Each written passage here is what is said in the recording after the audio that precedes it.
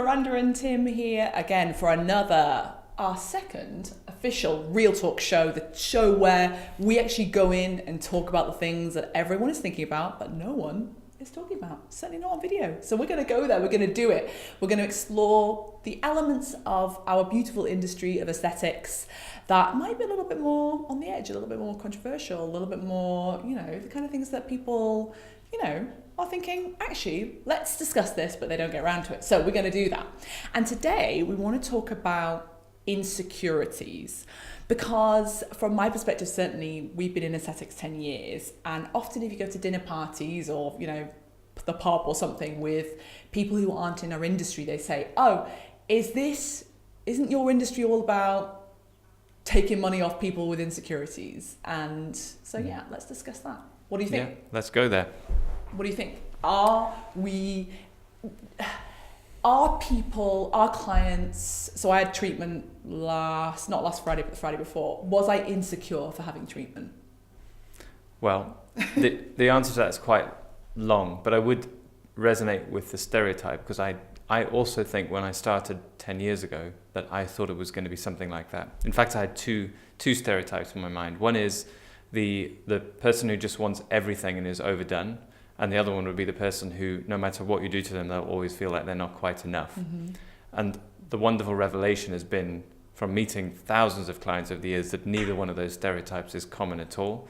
And the most common, they do exist, of course, but like many stereotypes, it's the extreme end that seems to kind of flavor what people think of the whole picture, and it's actually not true at all.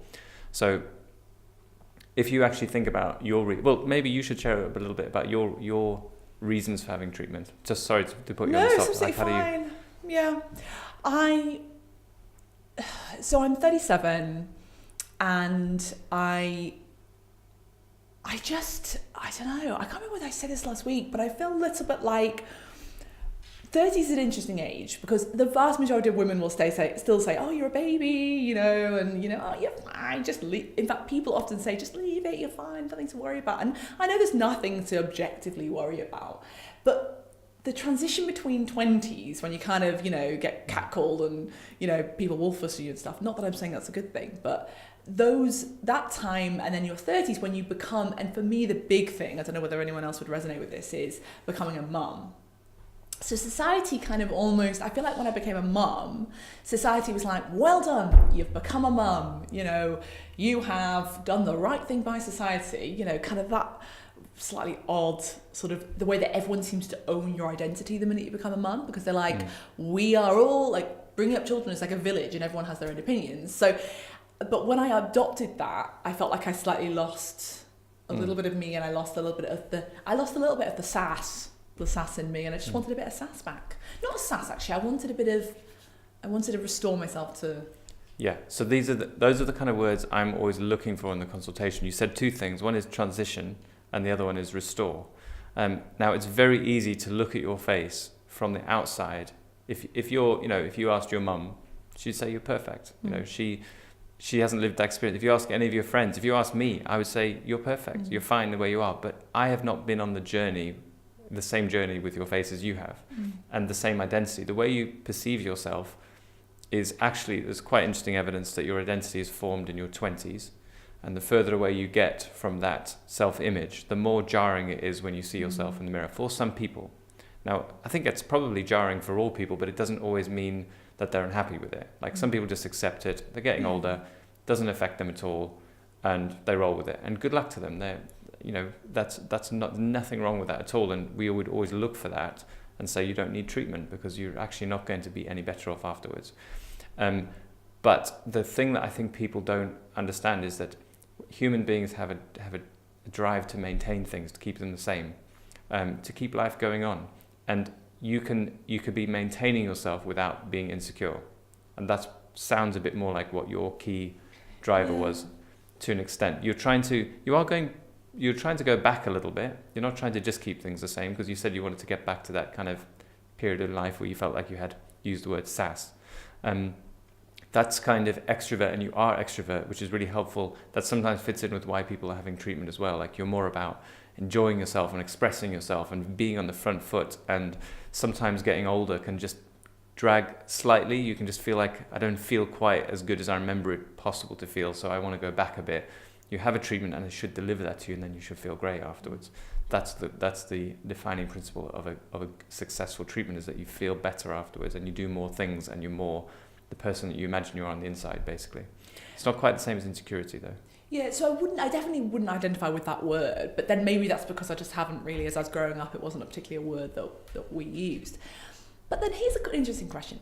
Is there a problem with being insecure? I mean, well, I know that there's an outcome that's not great, but should we be, because we are almost like this whole conversation is being based on the idea that, oh no, it's not just a load of insecure people, it's all of us people who just want to maintain ourselves as well. But actually, well, is there a problem with, if people have, like an insecurity?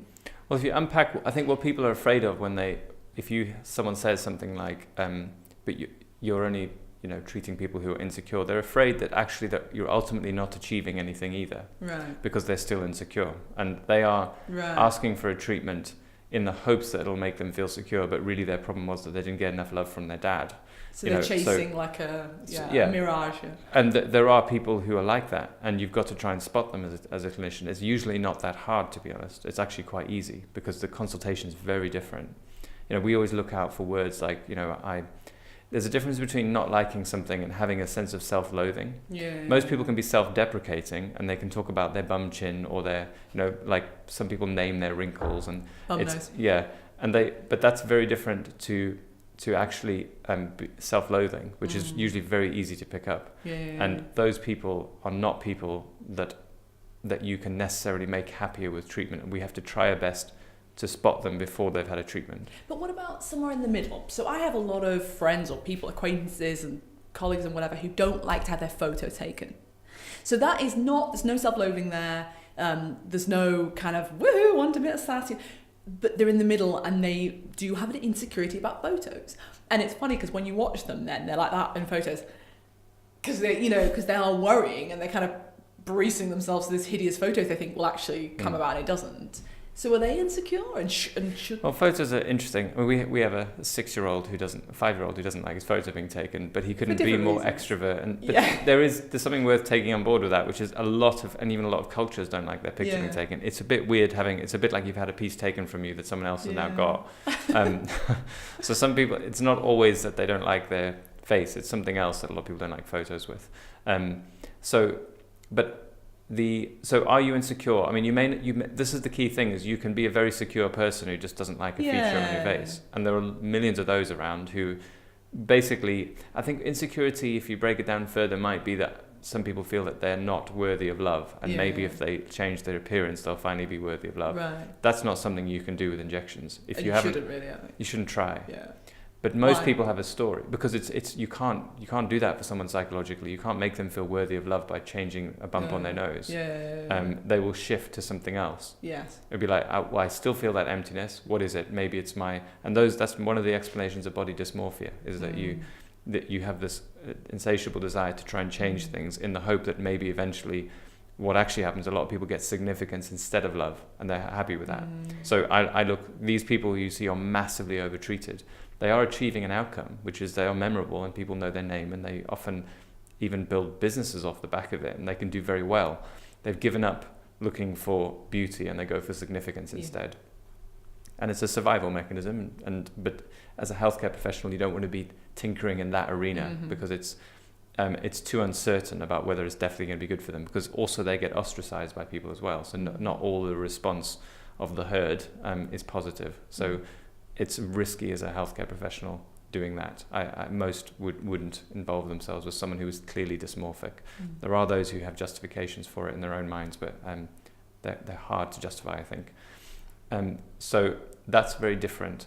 If you are basically a secure person with an issue that you don't like, you can usually tell quite quickly, because these are people they're engaging with you. They make good eye contact. They smile. They'll have a good conversation, and then they'll say, "Oh God, but I hate my nose," or I really have never liked my chin.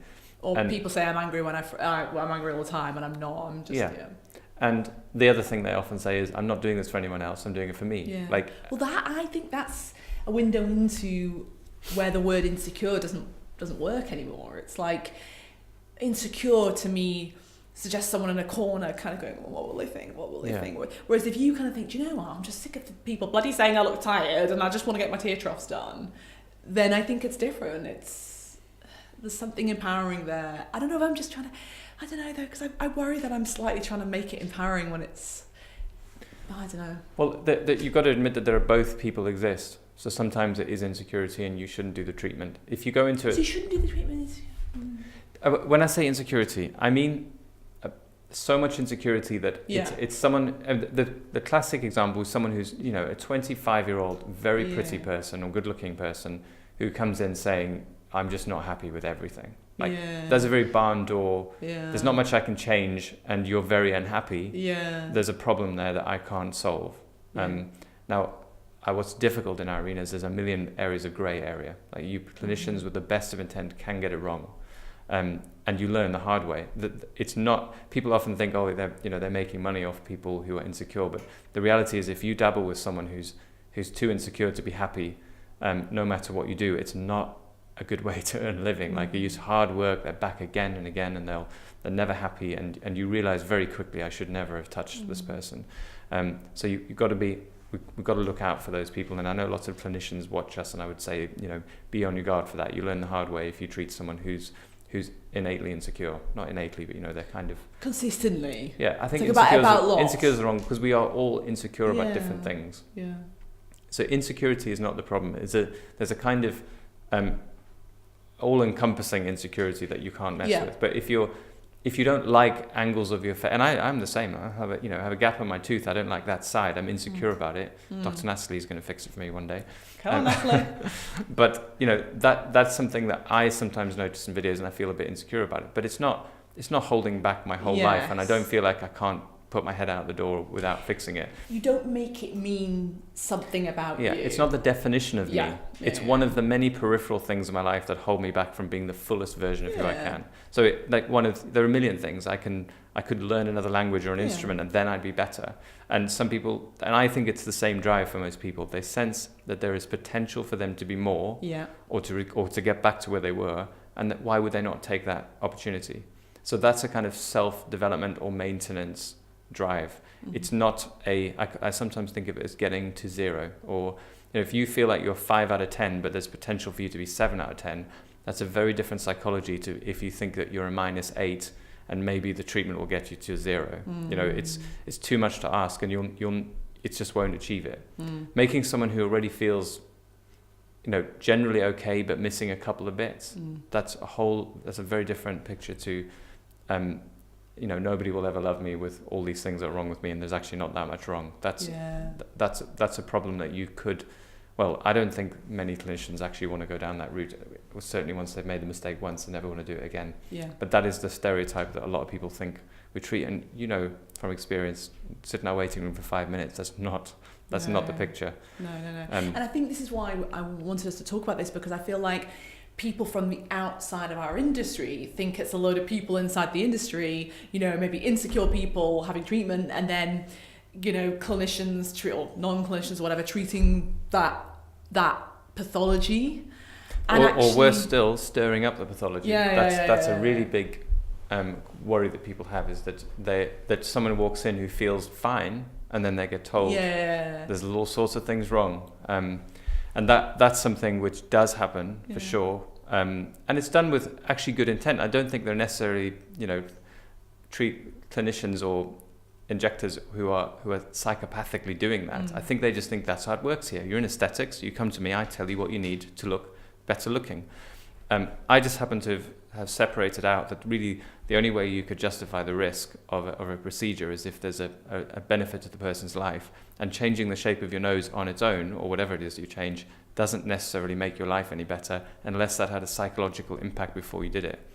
So if you're feeling the sense of annoyance every morning you put your makeup on, and you know, you're not enjoying that process, and then you leave the house feeling a bit meh, because that used to be a better process, and I can give you a treatment that then makes you feel light and free the next 2 weeks later, then there's a psychological benefit.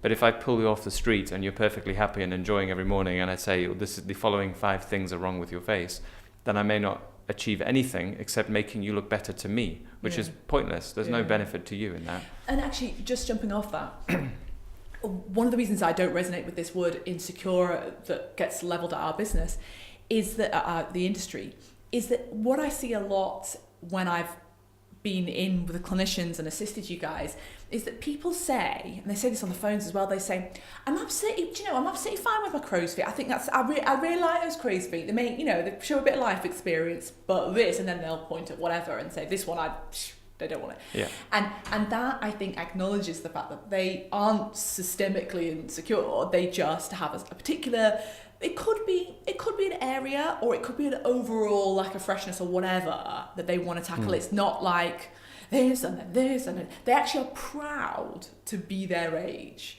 They're proud to have had that life experience to, another lovely thing that comes in your 30s, I find, is that, you care less about what people think. And that's great. I wouldn't give that up for the world. I don't want to be 16 again. But I do want a little pick me up fresh. And that's not, I don't think that's insecurity. It's just, I think ultimately it's front foot behaviour. Mm. Well, I think maybe some of the term insecurity is because there is a negative emotion from not having it, and you've got to tease out what's okay. Not having what? From not having a treatment. If you can sense that you could be more, you'd be better looking by changing something. That awareness doesn't feel great. There's something lacking. But it's the same as if you didn't have you dropped your mobile phone in the toilet, you didn't have a mobile phone. You'd also have a sense that life could be better if I had a mobile phone again. So it's something around separating the fact that it does feel like there's something missing, but that doesn't necessarily mean that you're an insecure person. Yeah. Separating those out is quite. Can I just pick something up, which I think is fascinating? When you said a minute or so ago, you said there's a sense you might be better looking if you did something. I have to be honest, I had a slight kind of internal wince at that. Why am I wincing at that? It almost it's funny. You're a doctor kind of coming and judging. Well, most people know what they need. They haven't articulated it very well. And if you talk to them long enough, they usually are fairly on the money with what's missing. It's not very detailed. It's like your GCSE level analysis, but it's not wrong. So that's quite common. And they are therefore sensing there's a ratio or a distraction or a proportion that is slightly off what I know would look great for me. The same way as you do, that's what you're doing with makeup. You're putting more on so that you look more beautiful. You look better looking. Now, I don't know if it's so funny, it just is a bit when you say that. So it's funny because I don't get that response in consultations. When I explain to someone, maybe it's because, sorry to interrupt you, but maybe it's because in a consultation there's a contract going on. So the person comes to you and says, "Hello, can you help me?" Yeah, whereas their minds are open. Say it in a discussion like this, it almost feels a bit like that you're making, which I know you aren't, but that you're making a judgment that you might kind of maybe you'll. So people are afraid of judgment completely, and this is one of the reasons I like to refer back to the aesthetic rules. So there are rules and ratios of faces that we know that you can test on across cultures, across countries, anywhere. It's the same ratios that make people respond or get that feeling that this is an attractive person. Yeah. It's basically related to health. See that when you said that, then I was like, that was fine. Yeah. So what you because it's an objective. Because you're afraid of being judged by another. Yeah. When you sort of say, I know you weren't talking to me, but you could be beautiful. Whereas if you sort of say, people think that this person is more objectively, I just found that interesting. Yeah, I mean, but there is, that's one of the things you have to do in the consultation is build up to the analysis so that you're not just pulling someone in and saying, well, your chin's wrong and your nose has got a bump in it and your cheeks are a bit narrow, and that feels unpleasant for anyone. You have to go on a journey of exploring what the person needs. That's crucial, yeah. And what they want, and and you're talking about crow's feet. That's quite a good example because often someone will say, do I need these doing? And I actually have no objective justification for doing them unless they have given me the goal that I want to look, for example, younger. Yes, or fresher. Yeah, so they've come in saying, I hate this frown, it's always bothered me, I always see it, I think I look cross. Do you think I need my crow's feet doing as well? I can't answer that yes or no without... So what would you say? Well, firstly, you need to find out what's the story behind those crow's feet, what's your drive? Do you want to look younger or fresher? or do you, because also crow's feet are sometimes an attractive thing. I always think of Dame Judi Dench. Yeah. And they're almost like accessories to her beauty. Yeah. They kind of flare upwards and they give her enormous character. And, you know, we saw a film with her recently, and she's really beautiful. Yeah. And she's really old. So it's not like you have to, the age is always looking younger or getting rid of lines. It always makes people more beautiful. There are cases where there's justification for not doing anything, but you need to explore that, because some people have those lines and they distract from their beauty. And they look at their mirror and they think, if I got rid of those lines, you'd see my eyes more. Yeah. And I need to explore that with them and make sure. Often you treat them because the eyebrows have dropped, so you might have heaviness, and softening them slightly might achieve a different goal. But you need to, it has to be grounded in something that makes you feel, improves your well-being. And that's very psychological. It's not about removing wrinkles. Yes. You can remove all the wrinkles and not change anyone's well-being. Yeah. So we're on this continuous process of trying to establish that that I can make someone actually feel better about life and more positive and do more things and more confident and freer of those issues. Yeah. And when you say words like that, you know, that's what I wake up in the morning to do, to come and contribute to a business in an industry like this, is to give people the spring of the step and the freedom, and not to, you know, avail them of their insecurities. You know, it just doesn't, I don't know whether it's objective fact or what, but it's not always not what I'm motivated by. And I don't think people... worst thing of all, the thing I've always felt, you know, right from the beginning, very uncomfortable with, because it happened to me on the first training course I ever had, is someone came up to me on the training course and said, I was 27, you need to have those crow's feet treated or whatever. And I was like, I'd never even thought about that. And then suddenly I had this message that I wasn't, you know, you're not enough, from some authority. And, you know, I thought about that quite a bit afterwards, like maybe it's, you know, maybe I do need to, and but it wasn't part of my story, and it should never have happened, really. Yeah. And so you do need to, but it's hard to give people advice without taking that risk, because no one's perfect, and you have to always justify your treatment plan, that it's making them happier somehow. But it could be led by them, hasn't it? It's got to be like, So you start with their story. What's your real goal? And then make sure that you solve that particular problem. They're an expert in their, like you will say, they're an expert in their well-being, and you're an expert in faces. Yeah, and the two expertise need to work together to create the ideal treatment plan for that individual. It's 100% unique. They're all slightly different. But what you're basically saying is that you don't have people in your consultation bed who are like, oh, I'm so insecure about this, and what do I do about this? And it tends to be more of a... They're not average. That does happen. We do have people who seek help that way. They are longer consultations, and then you need, and you have to go through this process. What I often will go through is that exactly what I just said. I need to, if I can't do this treatment unless I can be sure that it's actually going to make you happier in life. So I often, if I'm not sure, I'll ask them for a specific action that they would like to do if this problem is solved. You know, I would like to go internet dating, or something like that, because if you can find a time in their day where their behavior is going to be different, and get them to see that that's the measure of success of the treatment, then you're much more certain about doing the treatment. If it's just, I want to get rid of the lines, and then somehow magically I'll feel better about life, and you're not sure that that's the case, you just find yourself in a hole quite rapidly. So you have to talk for longer and establish that there's definitely something in life, an action that's going to be different if this treatment is successful. If you're able to have a spring new step as you go out. Fab, very useful. It's good for me actually, because I remember we interviewed one of our colleagues, and she said that people are insecure and they were helping with people's insecurities, and I remember at the time and then you explained to her that it wasn't that. So I've thought about it quite a few times since. So it's good to sort it out. Yeah, I think it depends on the definition of insecurity, and how much of that is a sense of you'll never be enough, and how much of it is just that gap between what you know you're capable of being, which is something humans do all over their lives. They're always trying to close the gap. So what you know you're capable of being. Love it. Fab. Thank you so much. That was really interesting. And if you guys have any other topics you would like us to discuss next week, then please drop a comment below, and please tag your friends and like and share this. We want to kind of get the conversation going, the debate happening. And if you disagree or agree, please let us know in the comments below as well. It's been fun hanging out with you. Take care.